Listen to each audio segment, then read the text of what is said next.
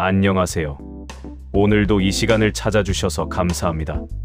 지난 시간에는 아리스토텔레스와 함께 오래된 지혜 속에 담긴 삶의 이야기를 나눴죠. 그리스의 따뜻한 햇살 아래에서 제자들과 함께 걸으며 가르쳤던 그 철학자의 이야기. 마음에 남으셨나요? 철학이라는 게 어렵고 먼 이야기가 아니라 우리가 살면서 자연스럽게 품게 되는 질문들과 맞닿아 있다는 것. 그 느낌을 함께 나눌 수 있어서 참 좋았습니다.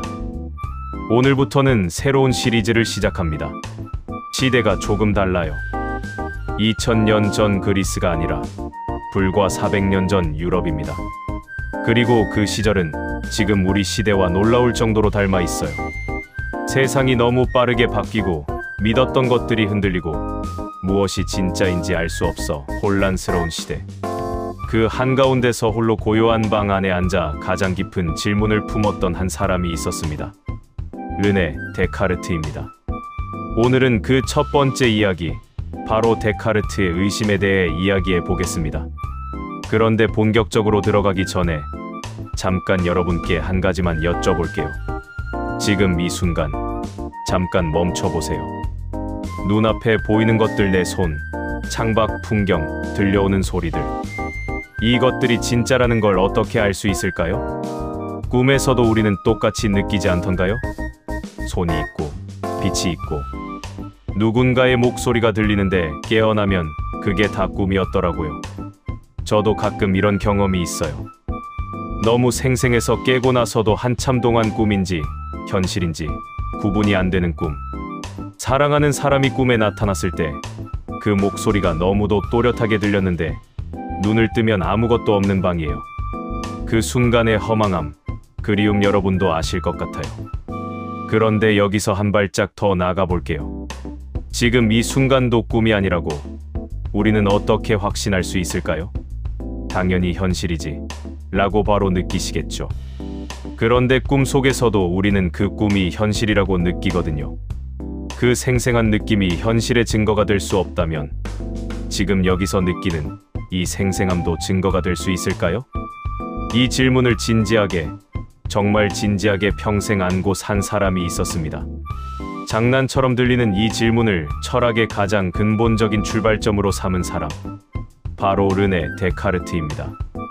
르네 데카르트는 1596년 프랑스 중부의 작은 도시 투렌에서 태어났습니다. 지금 그곳에는 그를 기념하는 작은 마을이 있는데 아예 마을 이름이 데카르트예요. 한 철학자의 이름을 마을 이름으로 쓸 만큼 프랑스 사람들이 자랑스러워한다는 뜻이겠죠. 아버지는 브르타뉴 의회의 법관이었고 집안은 유복했어요. 귀족 가문은 아니었지만 교육을 충분히 받을 수 있는 환경이었습니다. 그런데 태어난 지 14개월 만에 어머니를 잃었습니다. 어머니는 폐질환으로 세상을 떠났는데 데카르트도 어머니에게서 그 허약한 폐를 물려받았다고 해요. 어릴 때부터 몸이 무척 약했어요. 기침을 달고 살았고 다른 아이들처럼 힘차게 뛰어다니기도 쉽지 않았습니다. 어머니를 잃은 아이, 몸이 약한 아이. 어린 데카르트의 삶이 쉽지 않았겠구나 하는 마음이 드죠. 아버지는 재혼을 했고 데카르트는 할머니 손에서 자랐어요. 그 외로움이 이 아이를 더 깊이 생각하는 사람으로 만들었는지도 모릅니다. 곁에 사람이 없을 때 사람은 자기 자신과 더 오래 대화하게 되니까요. 아버지는 그런 아들을 라플레슈라는 예수의 학교에 보냈습니다. 당시 프랑스에서 가장 훌륭한 교육을 받을 수 있는 곳이었어요. 수학, 라틴어, 철학, 신학 다양한 학문을 배울 수 있었죠. 그런데 그 학교의 한 선생님이 이 약한 아이에게 특별한 배려를 했습니다. 너는 오전에 늦게까지 침대에 있어도 된다고요. 몸이 약하니 충분히 쉬어야 한다는 배려였어요. 그 허락이 데카르트의 평생 습관이 되었습니다. 그는 죽을 때까지 오전 11시 이전에는 침대에서 일어나지 않았어요. 심지어 나중에 스웨덴 여왕의 궁정에 초빙되었을 때 그 습관 때문에 충격적인 일이 벌어지는데 그건 이 시리즈 후반에 자세히 나눌게요. 참 가슴 아프고도 인상적인 이야기예요. 그 고요하고 느린 아침이 낭비처럼 보일 수도 있겠죠. 하지만 생각해보세요. 아무도 깨우지 않고 아무것도 하지 않아도 되는 그 시간에 사람은 얼마나 깊이 생각할 수 있는지를요. 바로 그 침대 안에서 데카르트는 가장 깊은 생각들을 길어 올렸습니다.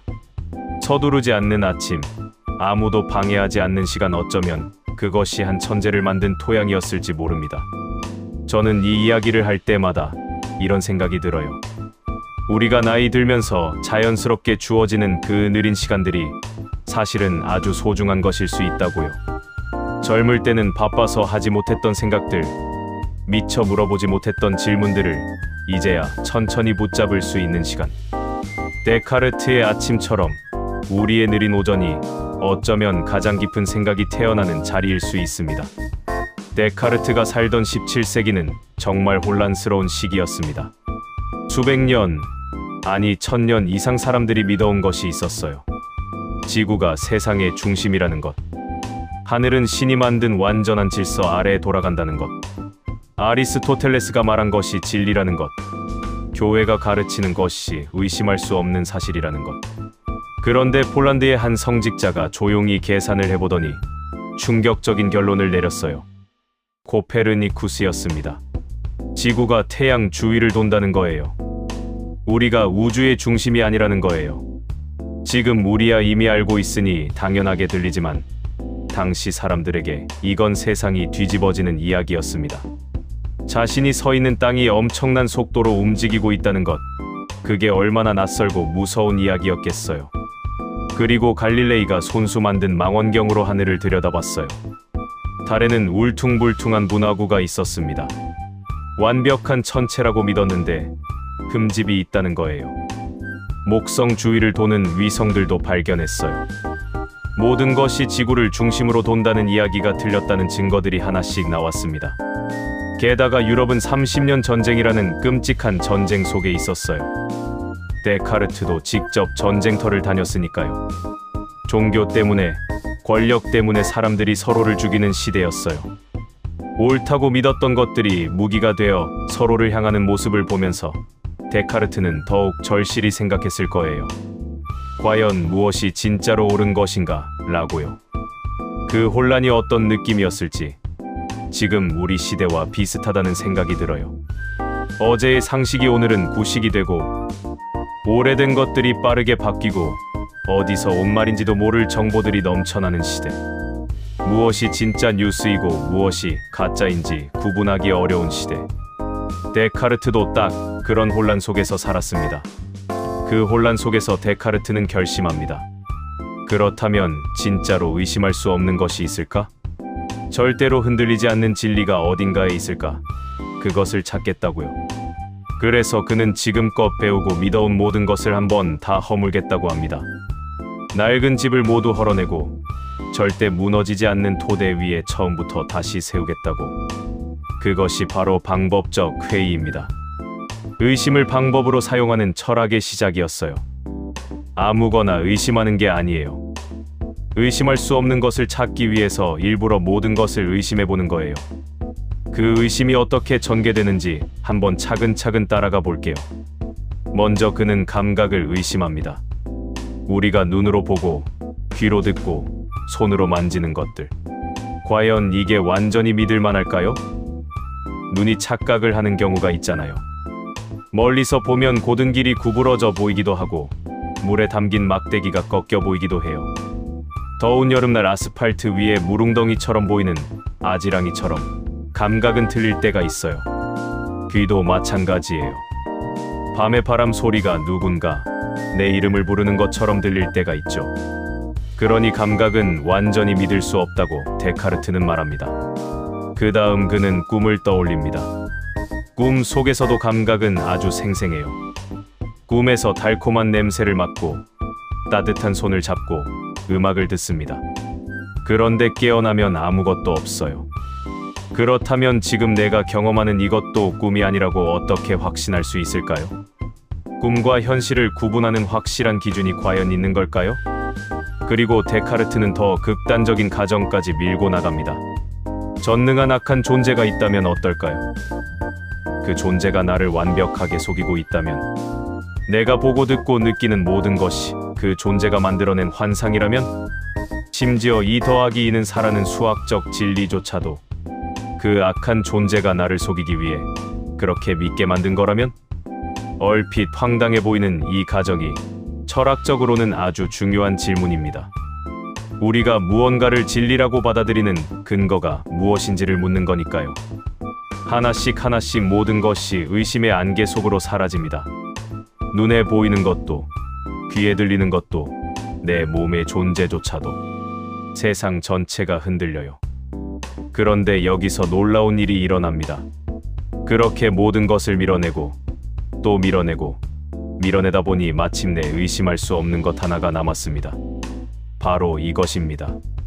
지금 이 순간 내가 의심하고 있다는 사실. 생각해보세요. 내가 지금 의심을 하고 있잖아요. 그 의심하는 행위 자체는 부정할 수가 없어요. 내가 지금 속고 있다고 해도 속고 있는 나는 분명히 있어야 하잖아요. 꿈을 꾸고 있다고 해도 꿈을 꾸는 나는 존재해야 하고요. 의심하려면 생각을 해야 합니다. 생각을 한다는 건 생각하는 무언가가 있다는 뜻이에요. 코기토 에르고 숨. 나는 생각한다. 고로 나는 존재한다. 이 짧은 라틴어 문장 하나가 서양 철학의 역사를 완전히 바꿔놓았습니다. 모든 것이 의심스러운 세상에서 단 하나 의심할 수 없는 진리. 그것이 바로 생각하는 나의 존재였습니다. 그리고 이것은 단순히 나 한 사람이 존재한다는 말이 아니에요. 권위나 전통이 아니라 스스로 생각하는 개인이 진리의 출발점이 된다는 선언이었습니다. 그것이 왜 근대 철학의 시작이라고 불리는지 이 말 하나에 그 이유가 담겨 있어요. 이 말이 왜 이렇게 가슴에 와닿을까요? 철학적으로도 물론 중요하지만 저는 이 말이 담고 있는 삶의 메시지가 더 크게 다가와요. 세상이 아무리 흔들려도 아무도 믿을 수 없어도 내가 지금 여기서 생각하고 있다는 사실만큼은 누구도 빼앗아 갈 수 없다는 것. 그게 데카르트가 찾아낸 가장 단단한 토대였습니다. 우리도 살다 보면 그런 순간이 찾아오죠. 모든 게 흔들리는 것 같고 믿었던 것들이 무너지는 것 같고 내가 어디에 서 있는지조차 모르겠는 때가 있어요. 오랫동안 함께한 사람이 먼저 곁을 떠났을 때, 몸이 예전 같지 않다고 느낄 때, 세상이 너무 빨리 바뀌어서 내가 뒤처지는 것 같을 때, 내가 여전히 쓸모있는 사람인가 스스로 의심이 들 때, 그럴 때 데카르트의 말이 조용히 속삭여줍니다. 지금 이 순간 느끼고 있는 당신, 생각하고 있는 당신, 아파하고 있는 당신, 그리워하고 있는 당신은 분명히 존재합니다. 그 생각과 감정이 살아있는 한 당신은 여기에 있습니다. 그것만으로 충분합니다. 저는 철학을 공부하면서 많은 명제와 논리를 만났는데 그 중에서도 이 말만큼 삶의 위로가 된 것은 없었어요. 화려하지 않고 거창하지 않아요. 그냥 단단하고 조용한 위로예요. 몸이 아파도 기억이 흐려져도 세상이 나를 알아봐 주지 않는 것 같아도 지금 이 순간 생각하고 있는 당신은 존재합니다. 그거면 충분합니다. 데카르트는 이 발견에서 멈추지 않았습니다. 나는 존재한다. 그렇다면 나는 무엇인가? 내 마음과 내 몸은 어떤 관계인가? 이 세상은 진짜로 존재하는가?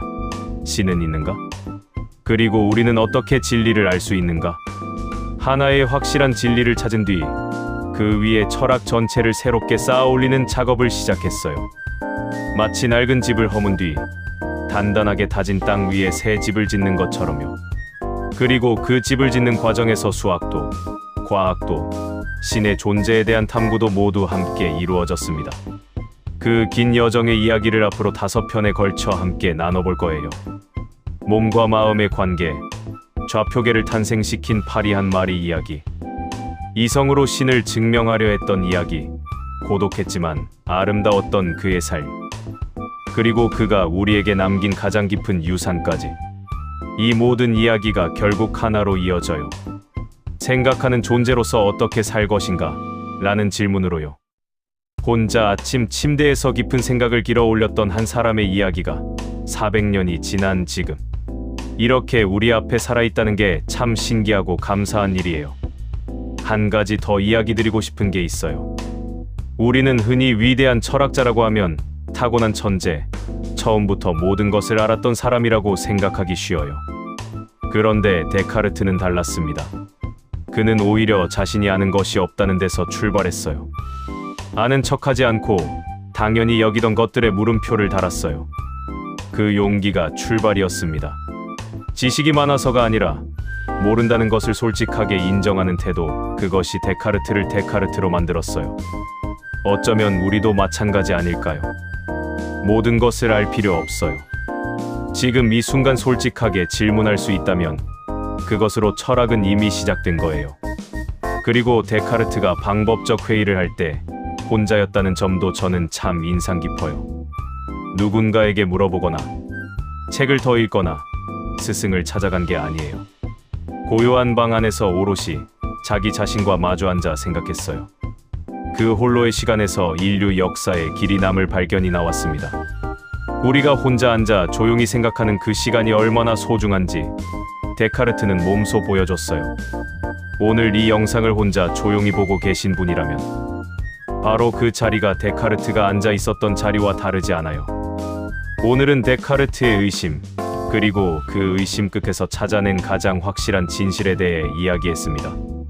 다음 시간에는 데카르트의 마음, 몸과 마음은 어떻게 연결되는가에 대한 이야기를 나눌 거예요. 가슴이 아프면 왜 몸도 아픈지, 슬픔이 왜 몸에 새겨지는지, 생각하는 나와 느끼는 내 몸은 어떤 관계인지, 데카르트가 그 깊은 질문에 어떻게 답했는지, 그리고 그 이야기가 지금 우리 삶에 어떤 위로를 주는지 함께 풀어보겠습니다. 오늘 이 시간이 조금이라도 따뜻하게 느껴지셨다면 구독 버튼 한번 눌러주세요. 거창한 부탁이 아니에요. 버튼 하나지만 그것이 이 작은 공간을 계속 이어갈 수 있게 해주는 힘이 됩니다. 그리고 이런 이야기가 좋을 것 같은 분이 주변에 계시다면 살며시 공유해주세요. 여러분의 공유 하나가 그분께도 오늘 같은 작은 위로를 전해줄 수 있거든요. 혼자 조용히 듣고 계신 분들, 그 고요한 시간이 참 귀하게 느껴져요. 데카르트가 혼자 아침 침대에서 깊은 생각을 길어 올렸던 것처럼 여러분의 이 시간이 작은 쉼과 생각의 자리가 되었으면 합니다. 다음 편에서 또 만나요. 오늘도 고맙습니다. 사랑합니다.